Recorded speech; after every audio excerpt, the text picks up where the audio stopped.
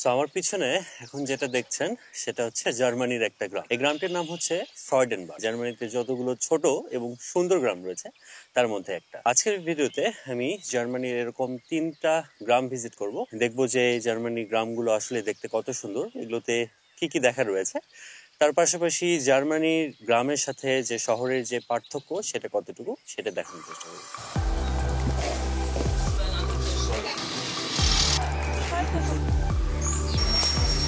Nicht überrascht werden nochmal.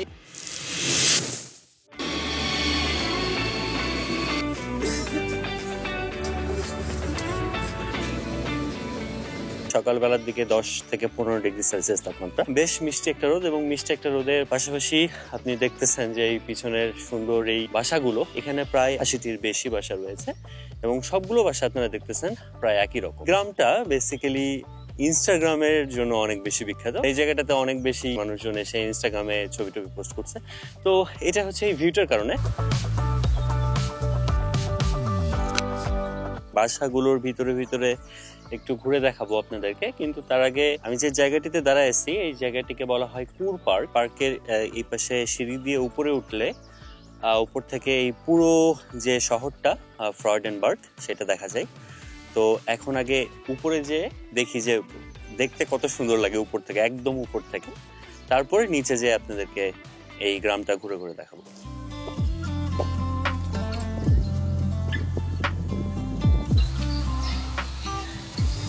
গ্রামটিতে খুবই অল্প মানুষ বসবাস করে, সব মিলাই প্রায় 18,000 মানুষ বসবাস করে। তো আমি আজকে আসছি, আজকে রবিবারের দিন, এই জন্য মনে হয় আশেপাশে কেউ নাই, একদম সকালবেলা আসছি, এই জন্য মানুষ আরো কম। অনেক বেশি রিমোট একটা গ্রাম, খুব একটা মানুষজন এখানে আসে না। যারা 2-4 জন জানে সেটা ইনস্টাগ্রামের থ্রুতে জানে, তো তারা এখানে আসে। বেশ মনোরম একটা পরিবেশ, আর আজকের ওয়েদারটাও বেশ ভালো। এখন নিচে যাব, নিচে যে বাসাগুলোর কাছ থেকে আপনাদেরকে দেখানোর চেষ্টা করবো।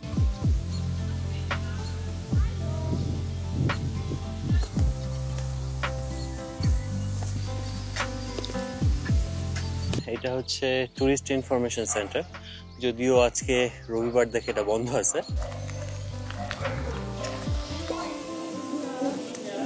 এই বাসাগুলো 1700 সালের দিকে তৈরি করা হয়েছিল। তারপর এখানে একটা আগুন লেগে যায়, আগুন লাগার পরে অনেক বাসার ক্ষতি সাধন হয়েছিল আর কি। তারপরে আবার বাসাগুলোকে ঠিকঠাক করা হয়, তারপর থেকে এগুলো এরকমই আছে এবং এখানে মানুষ বসবাস করে। রোডগুলোর ভিতর দিয়ে হাঁটার সময় বোঝা যেতেছে যে একই রকমের বাসা, কিন্তু উপর থেকে যত সুন্দর দেখা যাইতেছিল সেটা অত বোঝা যেতেছে না, মনে হচ্ছে নর্মাল রোড।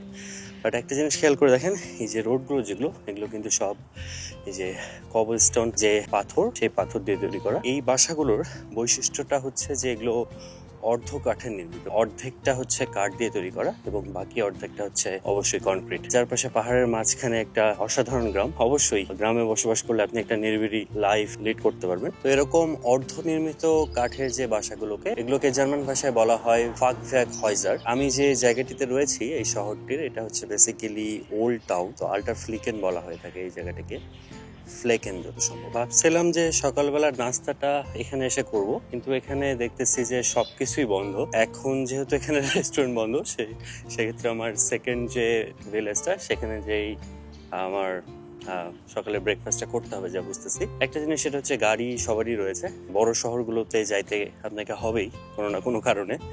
তো সেক্ষেত্রে গাড়ি ছাড়া কোনো অপশন নাই, মানে পাবলিক বাস আছে, কিন্তু অবশ্যই বুঝতেছেন এটা একটু রিমোট জায়গা, সো এত বেশি ফ্রিকোয়েন্ট পাবলিক বাস বা ট্রান্সপোর্ট থাকবে না।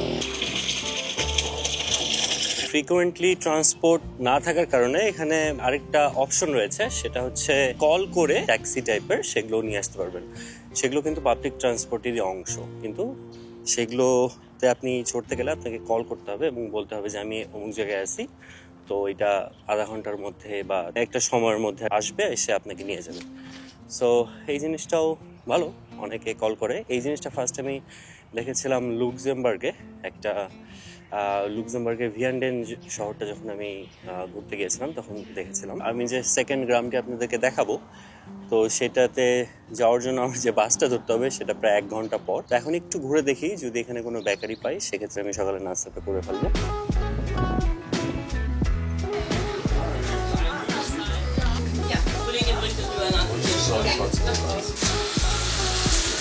ক্যাপুচিনো আর ব্রেকফাস্ট।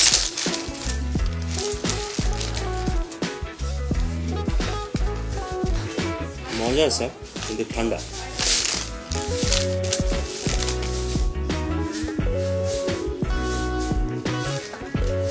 ব্যাগে একটা সুন্দর বসার একটা জায়গা পেয়েছি।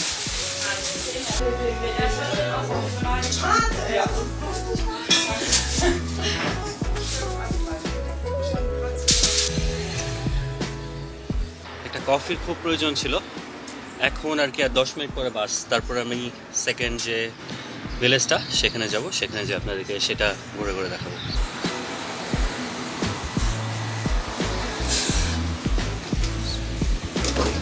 হ্যালো,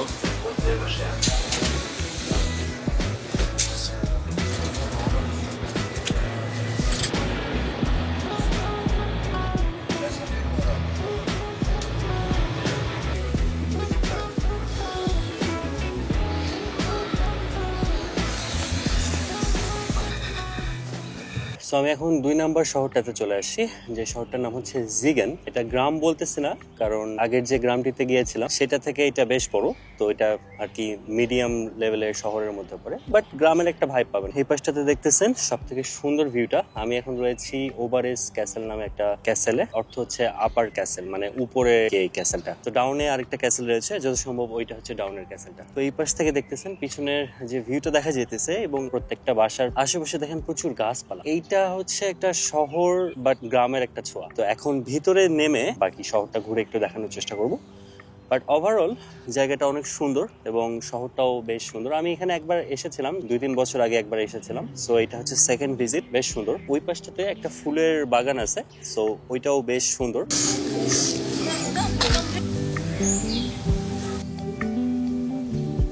আমার পিছনে দেখতেছেন এটা হচ্ছে সেই ফুলের বাগানটা। জার্মানির যে শহর, সেই শহরগুলোর সাথে গ্রামের যে পার্থক্য, তেমন আহামরি কোনো ডিফারেন্স নেই। শিক্ষার ক্ষেত্রে স্কুল বলতে পারেন, বা চিকিৎসার ক্ষেত্রে হসপিটাল, সবই রয়েছে। কিন্তু আপনি যদি ভালো মানের কোনো ইউনিভার্সিটিতে ভর্তি হতে চান, সেগুলো অবশ্যই বড় বড় শহরগুলোতে রয়েছে। কোনো ক্রিটিক্যাল কোনো রোগের জন্য বড় কোনো হসপিটালে যেতে হতে পারে আপনাকে, সেই ক্ষেত্রে বড় শহর বেটার। শহরের জীবনটা কিছুটা রোবোটিক বলতে পারে, আর গ্রামের জীবনটা একটু নিরিবিলি। এখানে মানুষজন সাইকেল বেশি ইউজ করে, বেশি ট্রান্সপোর্টেশন নাই। উপর থেকে তো শহরটা দেখলাম, এখন নিচে থেকে শহরটা আরেকবার একটু দেখার চেষ্টা করব। তারপর আমার যে 3 নাম্বার গ্রাম, এবং সেটা একদম অনেক ছোট একটা গ্রাম। সো প্রথমে আমি যেটাতে গেছি সেটা মোটামুটি সাইজের একটা গ্রাম। তারপরে এইটাকে, জিগেনকে আমি তো বলতেছি যে এটাকে একদম পুরোপুরি গ্রাম বলা চলবে না, এটা মোটামুটি একটা শহরের কাতারে পড়ে, বেশ বড় সাইজেরই। এবং এখানে একটা ইউনিভার্সিটি রয়েছে, জিগেন ইউনিভার্সিটি। এটাও বেশ নাম করা, সো অনেক ইন্টারন্যাশনাল স্টুডেন্টও এই শহরটিতে থাকে আর কি, বাংলাদেশিও অনেক পাবেন। Nicht überrascht werden nochmal irgendwie, ne? জিগেন শহরটি আরেকটা কারণে বিখ্যাত, সেটা হচ্ছে একজন চিত্রশিল্পী ছিলেন 1700 শতকের দিকে। তিনি আর কি ধর্মীয় এবং পৌরাণিক বিষয়ের যে সব চিত্রকর্ম রয়েছে সেগুলো করতেন। তার নাম হচ্ছে পিটার পল রুবেন্স। তিনি বেশ বিখ্যাত ছিলেন আর কি, 1700 সালের দিকের কথা বলতেছি আমি। তো তার জন্য এই শহরটিকে আর কি রুবেন স্টাডও বলা হয়ে থাকে। রুবেন ফেস্ট নামে একটা ফেস্টও হয় আসলে এখানে।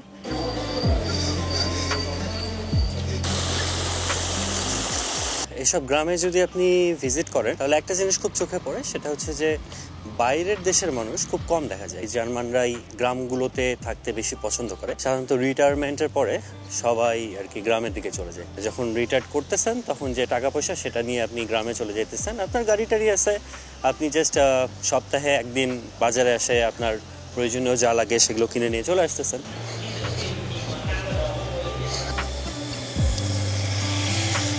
রবিবারের জন্য অধিকাংশ দোকানপাট বন্ধ, এই জন্য মানুষও খুব কম। ট্রেন স্টেশনে যাব, যে সেখান থেকে পানি কিনবো। তারপর আমার 3 নাম্বার যে গ্রাম, যেটা অনেক ছোট্ট একটা গ্রাম, অরিজিনাল জার্মানির গ্রাম আসলে কেমন হয় সেটা সেখানে গেলে বোঝা যাবে। কিছু কিছু দোকান আছে যেগুলোতে আপনার কাছে চোরের মতো দাম নেবে। এই যে 1 লিটার একটা কোক কিনছি, এটা প্রায় 4 ইউরো, 3 ইউরো 90 সেন্টস দাম রাখলো, যেটা নর্মালি মানে এটা 1 লিটারও না, 850 গ্রাম। 1.5 লিটারের কোক পাবেন 1 ইউরো 60 সেন্টে আপনি যদি সুপার মার্কেটে যান। কিন্তু আজকে সবই বন্ধ, সো কিছু করার নেই।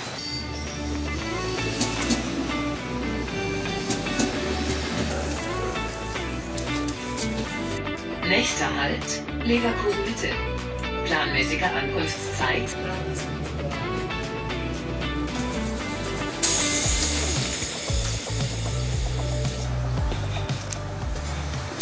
তিন নম্বর যে গ্রাম সেই গ্রামে এসে নামলাম। গ্রামের যে স্টেশন সেই স্টেশন থেকে যে মেইন সিটি সেন্টারটা হেঁটেই যেতেছি 15 মিনিট ধরে হাঁটতেছি। আমার আগে চেক করে দেখা উচিত ছিল যে বাস ধরে আসতে পারতাম হয়তো বা, কিন্তু সবাই একসাথে হাঁটতেছিল, তো আমিও হাঁটা শুরু করছি। এখনও যায় পৌঁছায়নি, তো এটা দেখে মনে হইতেছে যে এটা একটা পুরোদস্তর গ্রাম। এই গ্রামটির নাম হচ্ছে কেডভিক। এইটা বেসিক্যালি একটা আলাদা গ্রামই ছিল, কিন্তু 1975 সালে এটা এসেন নামে একটা শহর রয়েছে জার্মানি, সেই এসেন এর সাথে যুক্ত হয়ে যায়। শহরের এই পার্টটা বেশ সুন্দর, কবল স্টোনের রোড, তার পাশে যে বাসাগুলো আমরা দেখে আসলাম সেই টাইপেরই বাসা। এটা যত সম্ভব একটা চার্চ।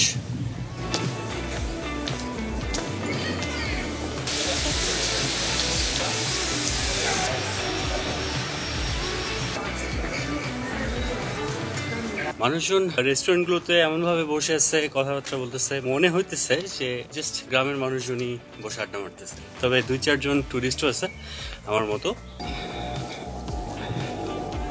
আপনারা হয়তো বুঝতে পারতেছেন যে যতটুকু দেখালাম এতটুকুই হচ্ছে গ্রামটার মেইন আর কি জায়গা, যেখানে মানুষজন আসে আড্ডা মারে। আর বাকি যেসব প্লেস রয়েছে সবগুলো হচ্ছে আপনার আবাসিক এলাকা। এক গ্রাম থেকে আরেক গ্রামে, বিশেষ করে 2 নাম্বার থেকে 3 নাম্বার গ্রামে আসার যে দূরত্বটা ছিল সেটা অনেক বেশি ছিল, প্রায় 3 ঘন্টা বিভিন্ন ট্রেন ধরে আসছি আমি। এখন বেশ টায়ার্ড হয়ে গেছি, আর ভিডিওটাও আপনাদেরকে যতটুকু দেখানো দরকার ছিল ততটুকু আশা করি আমি দেখাতে পেরেছি।